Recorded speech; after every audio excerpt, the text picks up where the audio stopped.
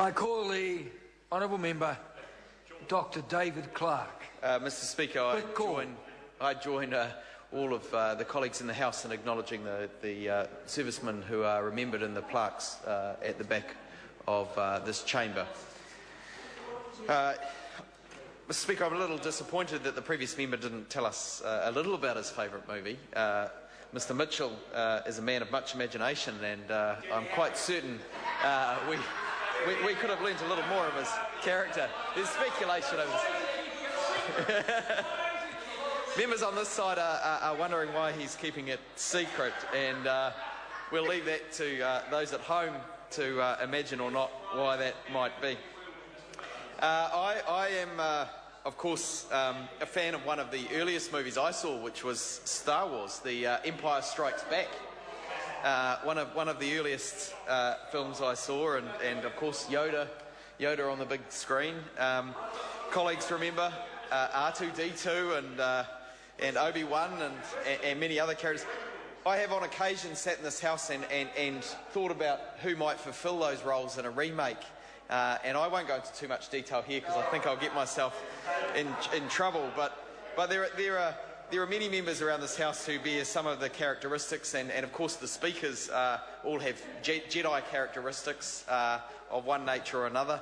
I think in that parallel, and there are obvious members for the Chewbacca link, and we can I mean all clearly see that which side of the force is on at any given time, but the dark side across the house are offering the kinds of unhelpful speculation that won't take this conversation much further.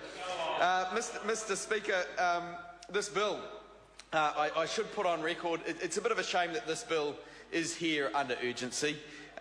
It surely is not a bill that needs to be here under urgency. In fact, it probably could have been tucked away in an omnibus bill or a statutes amendment bill, as if what Mr. Mitchell said is true, that it's a kind of a common sense bill, and from my brief look at it, it does appear to be that way. Then surely that could have been dealt with behind the scenes. The bill could have been brought essentially as a fait accompli to deal with through the processes of the House with consultation appropriate with other parties. But unfortunately this government is a little bit disorganised, it seems, and so are bringing us bills here under urgency, which will in fact take longer to deal with as a consequence, because members, when they don't have the bill more than an hour or so before it's to be debated, and in fact in this case we had it only 1 minute, Ms Fenton tells me, before it was due to be debated, it becomes a more challenging prospect. Members feel that they then have to work their way into the bill to make sure that it really is all that it says it is, and that we are not doing any disservice to the taxpayers who ensure that we're here to debate the issues on their behalves.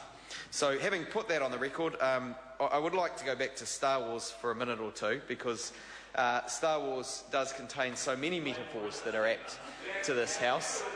And Mr Naro opposite is claiming that I haven't read the bill. I have, Mr Naro.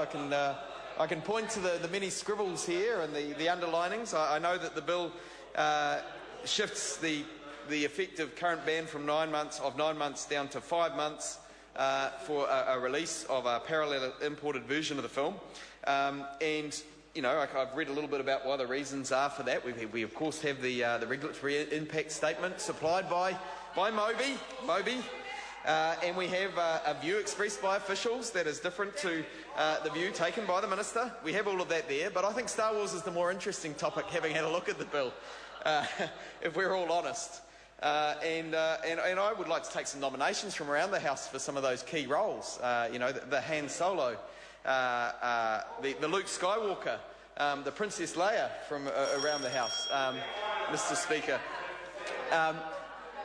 Jabba the Hutt, a colleague suggests. There may be no obvious candidates for some of these, but we'll let our minds wander.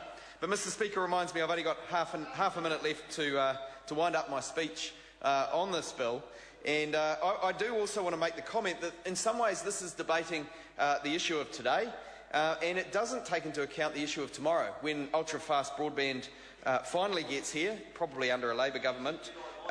we will have a much bigger issue to deal with, and that is how we ensure New Zealand content is generated and predicted, because that is an issue for the future of our film industry. I call the honourable member Gareth Hughes. Kia ora, Mr. Speaker.